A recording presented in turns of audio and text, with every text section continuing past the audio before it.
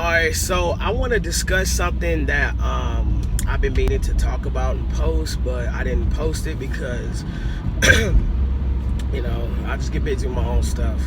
But I had an interesting Uber ride with a passenger about last week. We were discussing the whole ideal with Trump and the things, the vile things that he says in 2.6 miles. and Exit to I-605 South. the attention that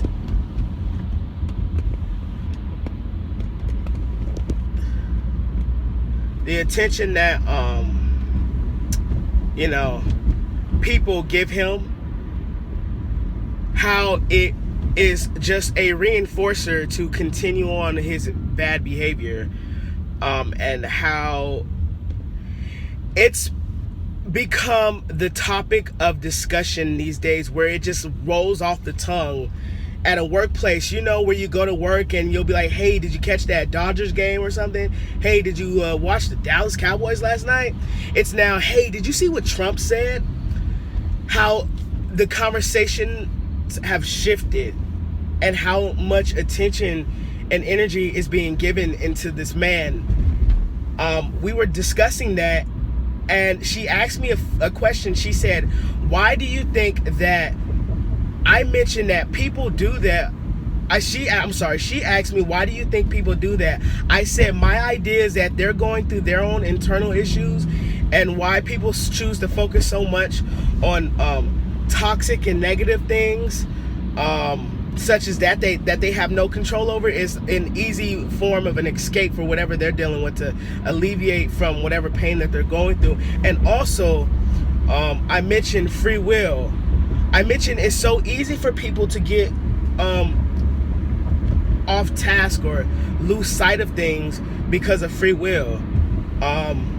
Free will, there are good and bad things about free will. The fortunate good about free will is that we get to gain our own experiences throughout life, unlimited experiences. It's just constantly flowing. Even as we get old, maybe even as 90, we're still experiencing different things, because when you're 90, you're adjusting to different changes within your body and your mind, all of that.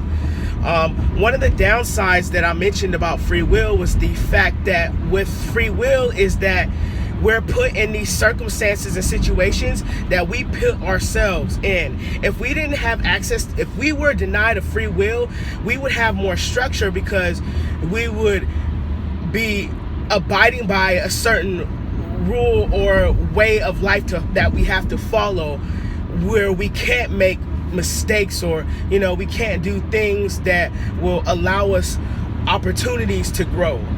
Free will causes us opportunities to grow, but then the downside of that is we have all these ample rooms of opportunity to grow, where we can easily shift away from ourselves. And that's what today in society we have done. We've shifted away from ourselves. If you think about technology advancing, and phones and texting being such a huge, and social media being such a huge factor into communication, I just think it's important for people to go through whatever situations and experiences that allow for them to gain access to growth. I think that's so vital within everybody. And also too, with the whole, back to relating to Trump, people are giving him so much attention and just so much credit for a lot of things. Particularly, I notice a lot of people give him so much credit towards hate that's been going on.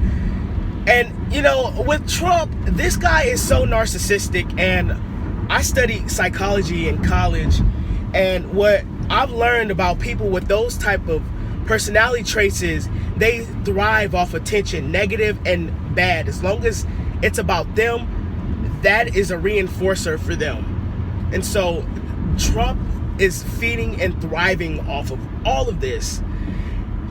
And I really believe that if a lot of people just completely if they just completely extinct his behavior by not giving him any attention, and the media not focusing so much of talking about Trump and the stupid stuff that he says, you know, that a lot of the behaviors that he emits would definitely decrease.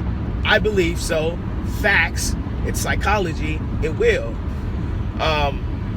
But you know, I just feel like people give him too much credit about the negative things that's going on in the world.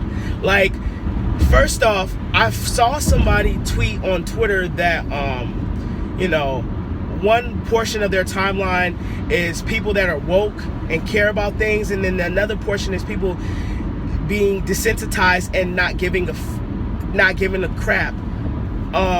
In my opinion, I wouldn't necessarily say that, you know, if it seems that somebody's not outraged and that you're deeming it as them not giving a crap or being desensitized, it's not necessarily the case.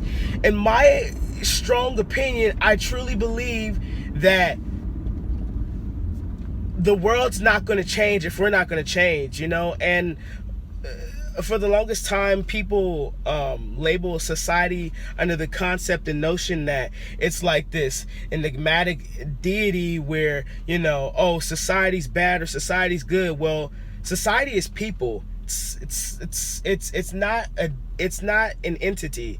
It's people. You know, we're society, I'm society, you're society. Society is the notion of people. We are society, you know. If we want to see change, we need to change, you know.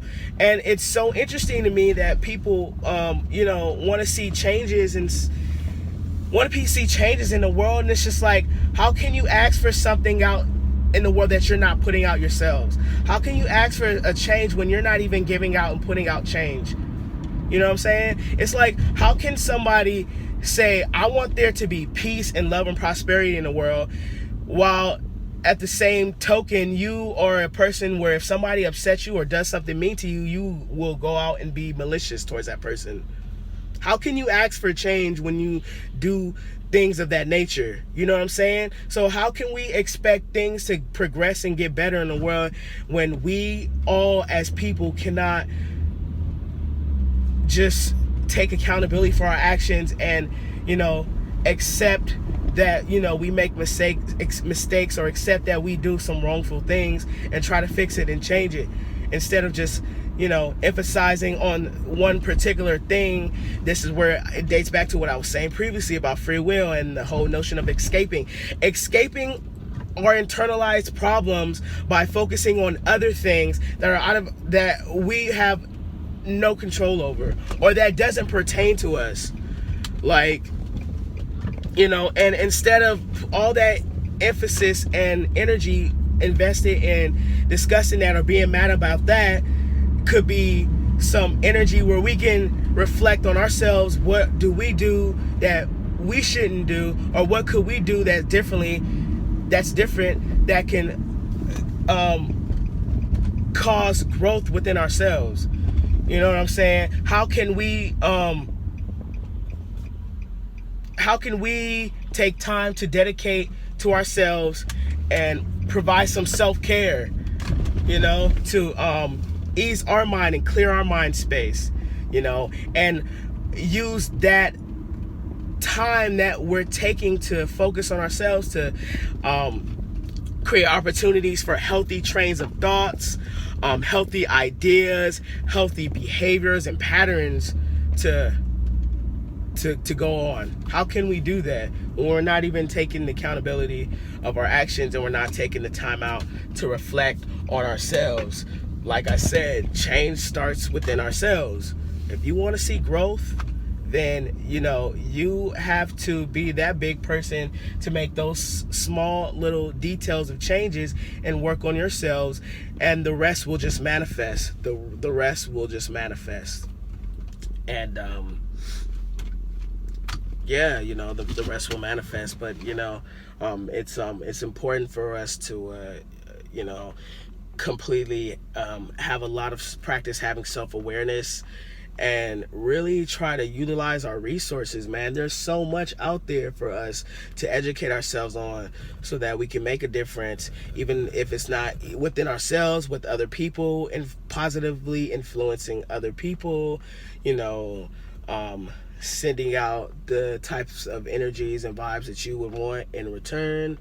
Really taking the time out to reflect on those things and focus on those things. Those are things that matter. Trump doesn't matter. He matters in a sense, but he doesn't matter. You know what I'm saying? Like, he's him. He's going to be him. But, as society, as we continue to move forward, as we continue to grow, and as we continue to move on, and life continues to revolve and evolve, we need to start reflecting and focusing on ourselves a little bit more than we do. Less criticizing and talking about why females do this or that, or why guys do this nowadays, and focus on, well, what is it that I do? Let me take a look at my past relationships and friendships. Do I have a tendency to do this or that? I know I can be stubborn. That's something that I should work on, as opposed to critiquing what other people do and critique others, based off how they live their lives. What is it that I do in my life that causes for certain encounters or situations or emotions that I don't like? How can I counter that to where I feel emotions that I do like, or come across situations or people that are positive and healthy? You know what I'm saying? How can I attract that for myself?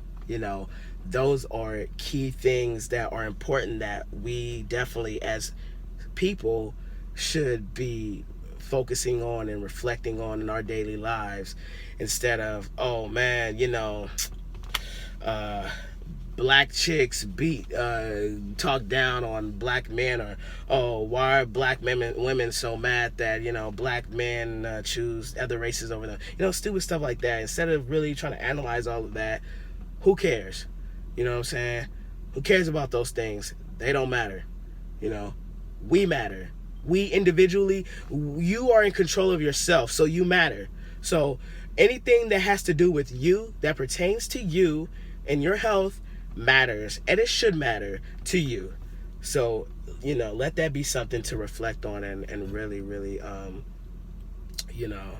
really reflect on and try to work on, and take into consideration and account for, so that we can as people just move forward and start to spread positivity, and start to promote positivity and health, and be healthy and live healthy. I think that's the important thing for a start of change. So yeah. Well, thanks for listening, guys. I hope that this video resonated with some of you, all of you, I'm hoping. And even if it resonated with some of you, that's great, as long as you guys reflect on what I said.